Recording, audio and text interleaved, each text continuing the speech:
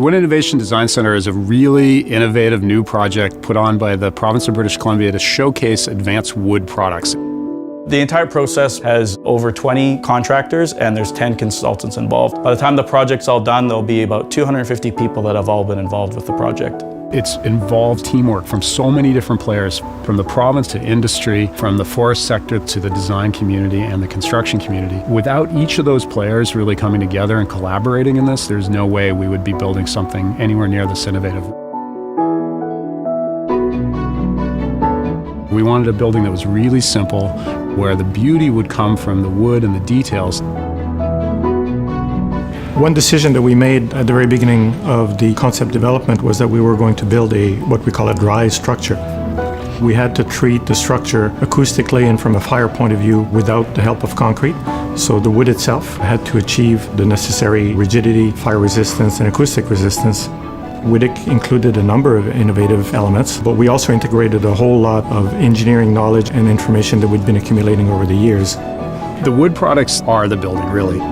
We spent a lot of time thinking about how to make sure that the wood was not only the technical innovation, but the beauty of the wood was what showed through the most. To do that required a lot of invention and a lot of first-time things. So the Wood Innovation Design Center had some unique challenges with meeting the building code. We had to comply with two sets of regulations, the BC Building Code and the site-specific regulation, and we had to get approval from two separate authorities having jurisdiction, the City of Prince George and province through the BC Building Safety and Standards Branch.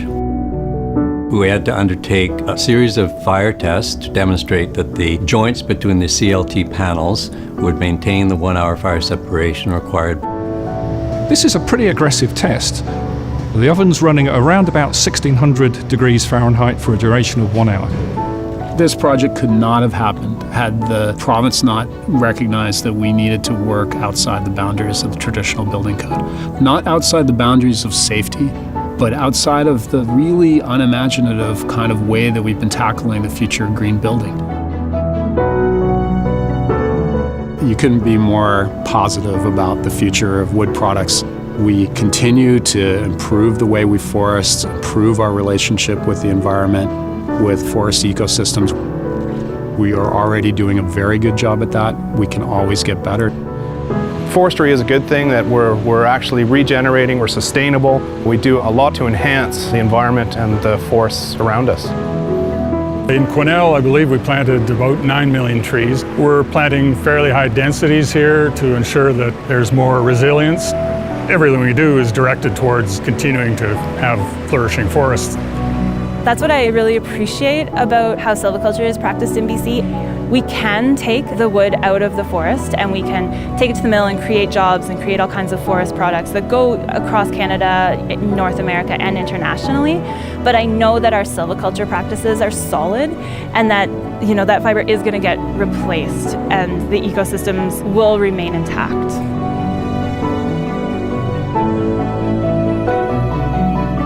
This is a project about wood innovation.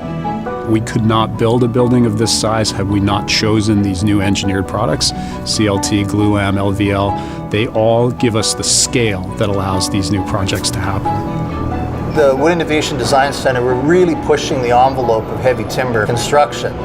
So we had to work extremely closely with the architect, the engineer, and the general contractor. The cooperation was exceptional.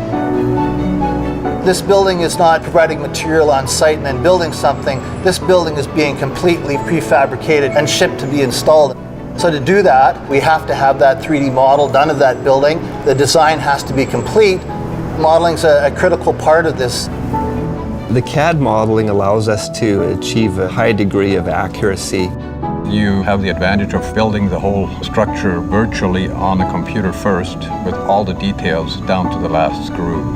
In a project of this size, there's literally tens of thousands of individual elements, which really enables us to find out any critical points and resolve any problems before they come to site. Given that this is such an innovative project, there's a lot of new elements that have never been done before. So a lot of what we're doing, we have to be creative and come up with brand new solutions. A big component of this was bringing on the construction team during the design phase. And this not only helped the design team focus on the crucial elements in getting the wood into fabrication, but also to get the wood here on time.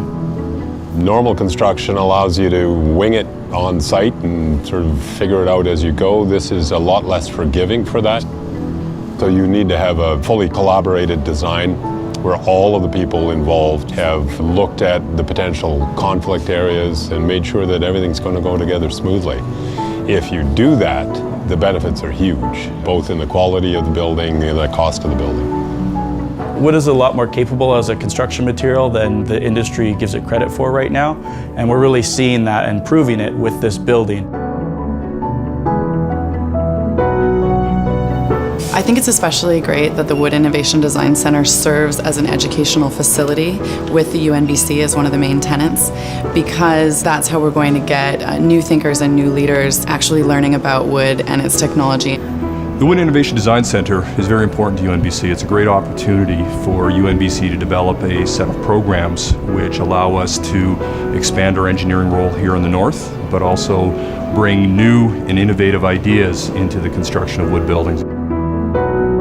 We'll also have the opportunity to look at BC wood products and take those products, have them studied and used in this program, and then those students will be able to take them out with them when they go out into industry.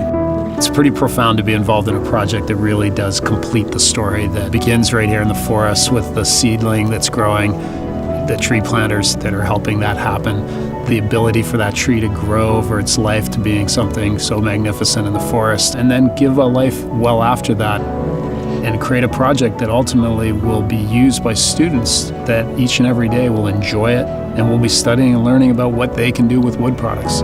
It's an amazing full life circle. Right now there's a lot of attention being made to wood in design and construction. It's not just with the speed of construction or the cost, but also the environmental benefits of using wood. I think as we continue to develop knowledge, as people learn to work with the material more and more, we're going to see the construction of solid wood buildings become more and more efficient and economical. One of the great privileges is to be part of a project where there's been enough vision at provincial level to acknowledge that new ideas like this really do exist outside of conventional building codes. We're unique in BC that we've got a government that chose to support this building in that way, to allow us to try these new ideas. You know, we want to be a world leader in all kinds of industries. Construction, design, forestry, we are world leaders because of projects just like this one.